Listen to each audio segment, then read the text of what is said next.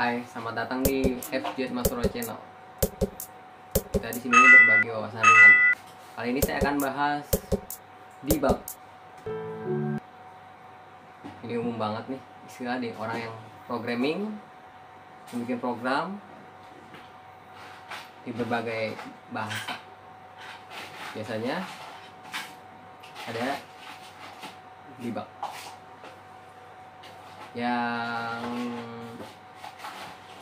umum. Biasanya kalau misalnya programnya ada yang rumit atau salah atau nggak berjalan, usaha untuk mencari titik apa yang salah, misalnya salah ketik typo atau huruf besar huruf kecil. Kan dia di beberapa program kan sensitif ya dengan huruf besar dan huruf kecil, atau ada tanda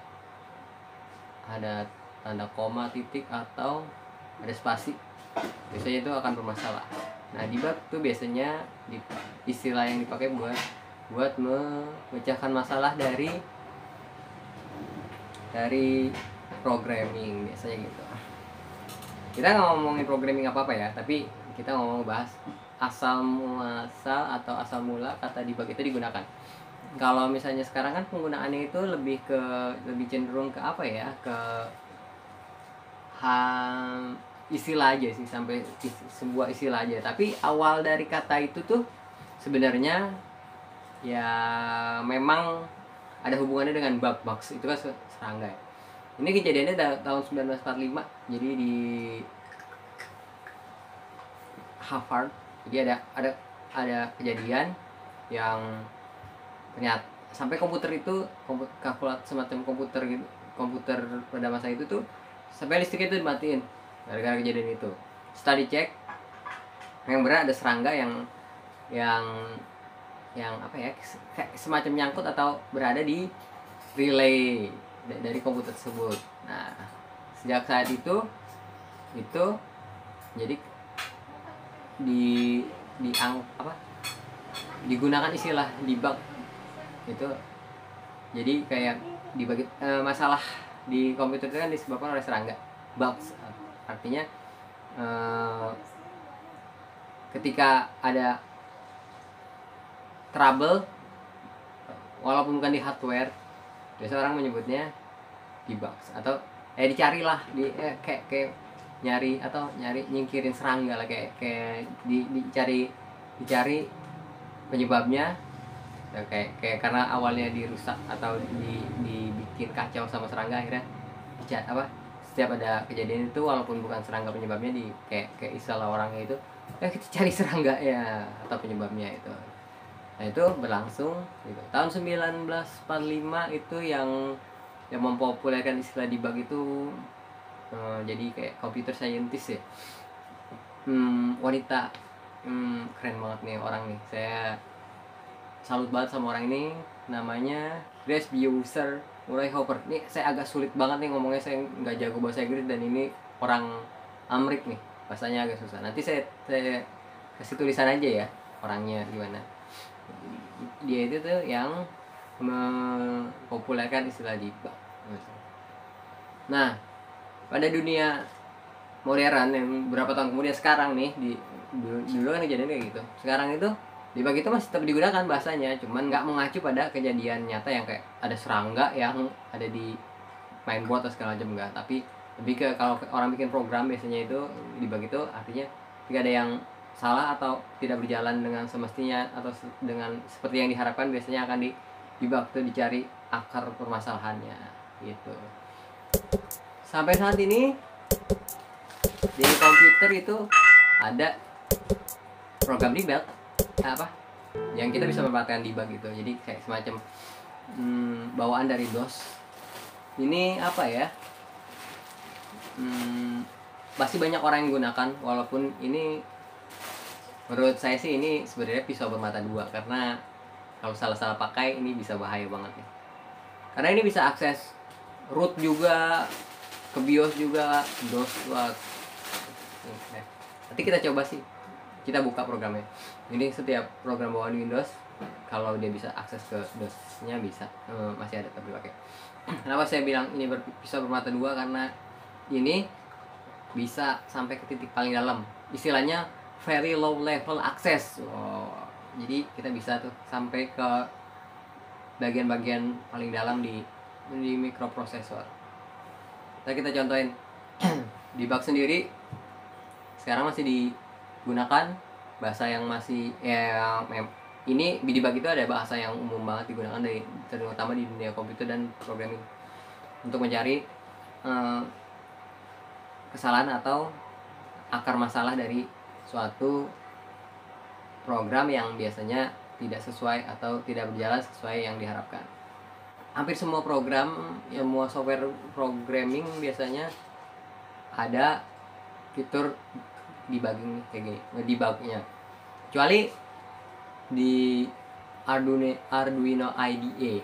Arduino IDE buat kita memprogram chip. Nah, itu nggak ada debug. Nggak seperti program yang lain itu nggak ada debugnya kayaknya. Kalau yang lain kayaknya ada. Saya nggak tahu sih, saya nggak tahu banyak juga soal ini. Tapi di dunia komputer, di dunia software programming rata-rata ada, setiap software programming itu biasanya ada debugnya, kecuali Arduino IDE itu nggak ada. Kalau mau ya manual. Kita balik lagi ke yang warisan dari zaman dulu tuh, debug yang ada di DOS. Nah, istilahnya tuh very low level access, jadi bisa benar banget itu bagi software atau hardware. Jadi kayaknya bisa ke root, kita masuk ke root, bisa masuk ke BIOS, ya rumit apa. Nah, ini nih salah satu yang bisa bikin program assembler juga kalau nggak salah sih. Nanti kita coba buka ya programnya ya. Ini sih selingan aja karena intinya video ini saya mau nunjukin kalau asal kata debug itu dan perubahan atau apa ya, zaman dulunya yang awalnya memang dari masalah yang disebabkan oleh bugs atau serangga, hingga sekarang yang emang udah gak ada hubungannya sama secara fisik gitu, lebih ke software. Kita nyoba tes software-nya. Oke, kita lanjut aja ya ke menggunakan software, menggunakan debug. Kita tinggal ketik debug di command from DOS, enter. Kalau udah ada titik strip, kalau ada strip ini itu artinya kita sudah masuk ke debug. Kita tinggal menggunakan command dari debug. Kita akan melihat register internal microprocessor dengan R. Nah, ini adalah internal microprocessor register internal microprocessor AX, BX, CX. Maaf ya, saya nggak tunjuk soalnya kalau ditunjuk karena ini bukan screen capture, saya langsung pakai handphone jadi nanti fokusnya berubah. AX, BX, CX, DX, nah dan seterusnya. Ini adalah register internal microprocessor dari laptop ini. Dan di situ ada dua huruf tanpa angka ya. Itu NV, UP, EI, PL. Itu adalah register status atau register flag. Jadi AX, BX itu bisa kita fill, bisa isi dengan angka-angka sesuka kita.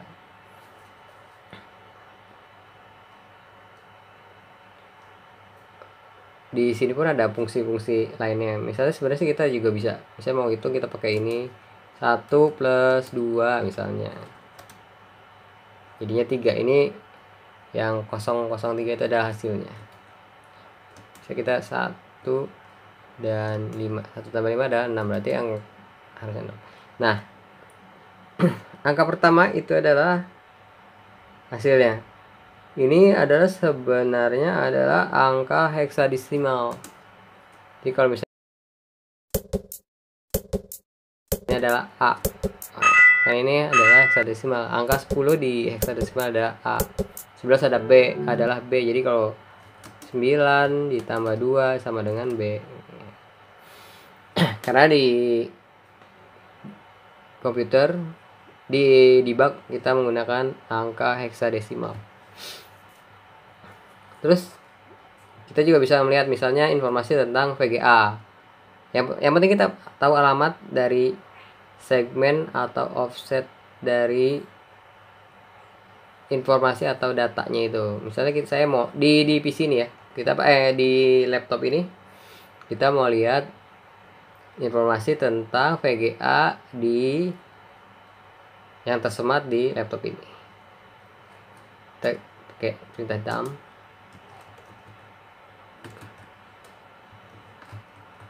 Ini berbeda-beda ya setiap laptop. Ini karena ini laptop yang biasa saya pakai, jadi saya coba oprek-oprek bagian akses bagian apa ya, very low level aksesnya ini sering saya cek, jadi saya tahu ini alamatnya. Mungkin di komputer yang lain berbeda juga, atau di laptop yang lain berbeda. Ini kita ngedump atau dump dari alamat VGA. Nah ini adalah informasi dari VGA card dari laptop ini.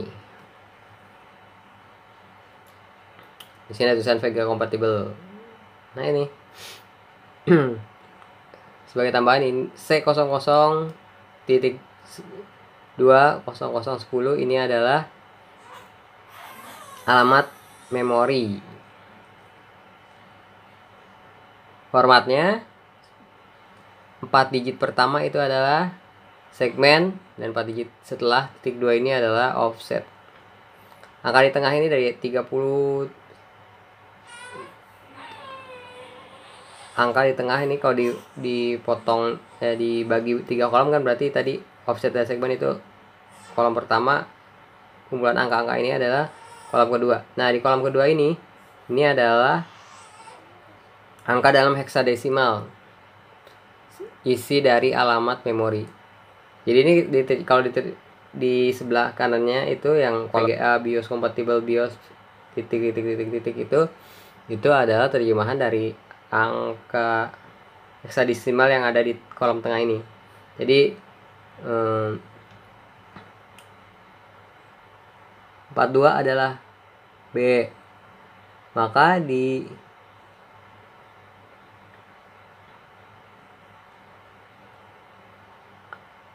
bagian kanan itu adalah terjemahan dari angka-angka ini. Misalnya A di huruf heksanya apa, B huruf heksanya apa, itu ada di tengah nih, di kolom yang tengah. Kalau kita tahu, kita bisa explore tuh bagian-bagian atau di dalam informasi yang nggak kelihatan di interface, kita bisa lihat di bagian terdalam ini. Misalnya saya mau nyoba ke VCI ya. VCI itu kita ngedump di VCI di PC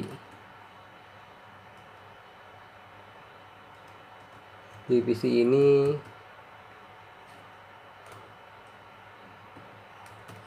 Ini beda-beda ya setiap komputer. Ini karena saya biasa pakai dan saya tahu jadi alamatnya.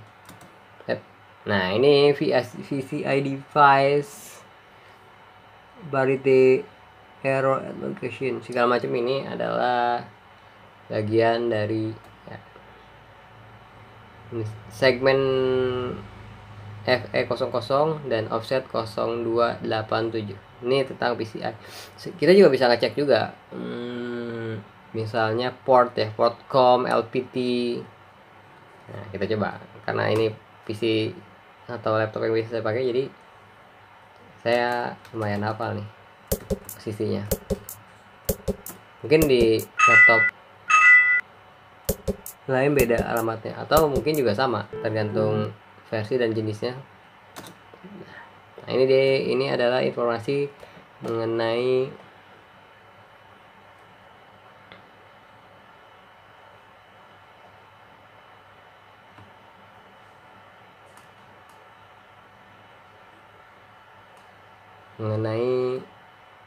port COM dan LPT. port paralel biasa buat printer, tapi jarang dipakai sih gini. Terus kita coba ke DAM yang BIOS ya. Ada kata BIOSnya ini masih di atas lagi nih. Masih satu segmen tapi beda offset. Nah, ini ada kata-kata BIOS nih. FFF BIOS, bawahnya BIOS.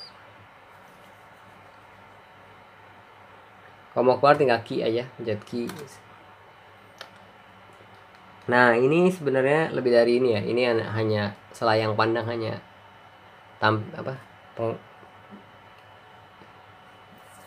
hanya contoh, hanya sebagai tambahan aja sih. Kalau misalnya mau lebih biasa bisa di googling mau keperluannya apa segala macam, termasuk bikin assembler segala macam bisa di sini.